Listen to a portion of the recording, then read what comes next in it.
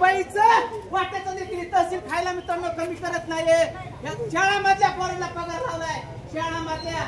अरे तुम्हाला संजय गांधी योजनेमध्ये कोणत्या बायांना पगार असतो आणि राजू श्रावण बाळ योजनेमध्ये कोणत्या महिलांना पगार लावला जातो हे देखील ह्या भ्रष्ट कर्मचाऱ्याला ह्या सोनवणेला माहिती नाहीये. सोनवणे सर तुम्हाला माझा आव्हान आहे. गेली अनेक वर्ष मी तुम्हाला पाठपुरावा करत होतो. बाबांना एका महिलेचा माझ्या बहिणीचा नवरा मेला होता आणि मी म्हणलं सोनवणे साहेब त्या मुलीच्या बहिणीचा नवरा मेलाय तिचं तेवढं संजय गांधी मध्ये नाव लाव. त्यांनी मला सांगितलं आता आमच्या मिटिंगा होत नाहीत. मी वारंवार चक्रा मारल्या. हे येताची कर्मचारी आतमध्ये बसलेले भ्रष्ट आहेत. अरे लोकांचे 5-5 हजार रुपये घेता लोकांकडून 10-10 हजार रुपये घेता आणि शाळामधल्या लहान लहान मुलाच्या मित्रांनो तुम्ही संजय गांधी श्रावण बाळ योजनेमध्ये नाव लावता. माझ्याकडे आधी आहे प्रूफ आहे जी भ्रष्ट सोनवणे साहेब तुम्ही जर असता तर उत्तर द्या मला. आणि त्याची 2-4 हेक्टरचे कार्यकर्ते 2-3 कर्मचारी आहेत पैसे घेऊन लहान लहान लेकराचं पैसे घेऊन शाळामधल्या बालवाडी मधल्या मुलींचं नाव लावणार आहे. हा भ्रष्ट या तहसील मधल्या कर्मचाऱ्याला माझं आव्हान आहे. अरे बाबांनो गोरगरी गरीबाचं खाऊ नका. गोरगरिबाच्या वाट्याचं खाऊन तुमचं भलं होणार नाहीये. तुमच्या आयुष्याची उतरती कळा लागायला जास्त दिवस लागणार नाहीये. अरे तुमचं आव्हानच आहे. तुम्हाला माझ्या बोलण्याचा रागच येत असेल तर तुम्ही माझ्या समोर या. एका शेतकऱ्याच्या ऊसतोड कामगाराचं मी लेकरू आहे. तुम्ही मला जर आव्हानच करत असाल तर माझ्या समोर या आणि उत्तर द्या की ह्याच्यामध्ये शाळामधल्या लेकरांची नावं संजय गांधी आणि श्रावण बाळ योजनेमध्ये का लावली. तहसीलदार जरी बघत असेल चष्म्यामधून जरी खोमणे पाहत असतील चष्म्यामधून जर सोनवणे पाहत असेल तर सोनवणेला माझी विनंती आहे. सोनवणे मला ह्याचं तू उत्तर दे.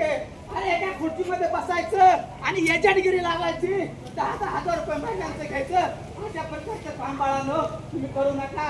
ही शेतकऱ्याची हे गोरगरिबाची माणसं रोज तहसील मध्ये चक्रा लावता आणि एजंटची टीम तुम्ही लावून ठेवली. त्याच्याकडून 1000 घ्यायचे त्याच्याकडून 2-2 हजार घ्यायचे. मी अजून तर तुम्हाला पत्र देतो. मी कलेक्टरला पत्र देतो. मी तहसीलदारांना पत्र तर दिलेलंच आहे त्याच्यात ते शंका नाही. मी राज्याच्या मुख्यमंत्र्यांना देखील सांगतो आणि आमदाराला सुद्धा माझी विनंती आहे या तालुक्याचे आमदार आहेत त्यांनी देखील जातीनं लक्ष घालावं. अशा प्रकारचा जो ह्या तहसील मध्ये भ्रष्टाचार चाललाय अशा प्रकारच्या गोरगरिबाच्या नवरा नसलेल्या महिलेचं वाट्याला खाणारे कर्मचारी त्यांना आजची आल्याचं पाळे बंद करा त्यांना शिक्षा द्या. अशा प्रकारचं असेल तर माझ्या बाबांनो तुम्ही घाबरू नका. आतापर्यंत आपण येडे होतो आपल्याला काही समजत नव्हतं. आपण कुणाच्या तरी हातात पैसे द्यायचे माझं नाव लाव अशा प्रकारची कामं तुम्ही आतापर्यंत केले. पण सोनवणेला देखील माझं अभिनंदन आहे. सोनवणे तू देखील खाली येऊन उत्तर दे. या तुम्ही बालवाडीतल्या लेकरांचं नावं लावलं शाळामधल्या विद्यार्थ्यांची नावं लावली. तुमच्या लेकरांची शपथ घेऊन सांगा की या योजनेमध्ये शाळेमधल्या लेकरांची नावं येतात का.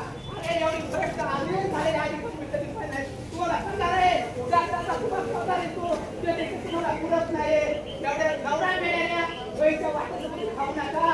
तुम्हाला खेळ आल्याशिवाय म्हणून मी गेले अनेक दिवस झालं मला बोलायचं नव्हतं. फोन लागत नाही. सोनवणे कधी मी देतो तुमच्या कार्यकर्त्याला बोलतो तुमच्या नाकाला राग येतो. जर तुम्हाला राग येत असेल तर खरंच माझ्या प्रश्न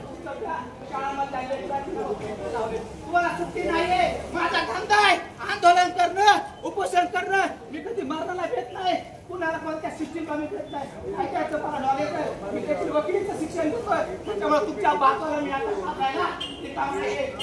नाकाला राग येत असेल तर त्यांनी समोर जावं खुर्चीवर मला उत्तर द्यावं. तुम्हाला सुट्टी देणार नाही. धंदा आहे हा त्याच्यामुळे मी वारंवार येणार आहे. आज देखील आलोय तालुक्यातल्या गावागावात जाऊन सोनवणेचा धंदा काय आणि सोनवणेची सिस्टीम लावलेली ही त्यांना देखील सांगणार आहे. त्याच्यामुळे तुमच्या बापाला घाबरायला तयार नाहीये. काळजी करू नका. शेतकऱ्याचं उष्टड कामगाराचं मी लेकरू आहे. वाड्या वस्त्यावर माझा जन्म झाला पण तुमच्यासारख्या एसीच्या रूममध्ये बसून आराम करणाऱ्या अधिकाऱ्याच्या बापाला मी घेत नाही. माझा आभार आहे तुम्हाला आतापर्यंत मी शांत बसलो. मला वाटतं लावता पण तुमचा पैसे घेऊन एजंटगिरीचा तुमचा धंदा बंद झालेला नाही. काय तुम्हाला करायचं असेल तर माझ्या विरोधात करा. तुमच्यासमोर तयार आहे लिगली सगळे खर्च घेऊन. पण तुम्ही त्या शाळामध्ये नावं लावलेत ना लेकरांचे त्याची नावं कट करून खरंच माझ्या माता मावल्या 500 रुपये रोज सोडून इथं येतं 8 दिवस बोला आणि तुम्ही त्यांना उत्तर देता तहसीलदार साहेब नाही आले आमचा कर्मचारी अशा परिस्थितीत तुम्ही करू नका मित्रांनो. थोडीच माझी कळतं फक्त मला दाखवून द्यायचं फक्त ह्या खिडकीमध्ये आतमध्ये बसल्यात आहेत का चावळ लोक हे काय धंदा करतात हेच मला तुम्हाला सांगायचं. तुमच्या कुणाच्या प्रश्न असू द्या, तुमची नाही नावं लावली तर ह्यांचा अजेंडा आपण ह्यांना सुट्टी द्यायची नाही. ह्यांना सुट्टी कदापि आपण द्यायची नाही. आपण काय शेळीचे लेकर आहेत, आपण वाघाचे लेकर आहेत.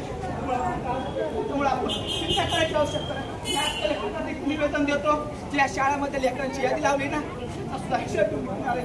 तोपर्यंत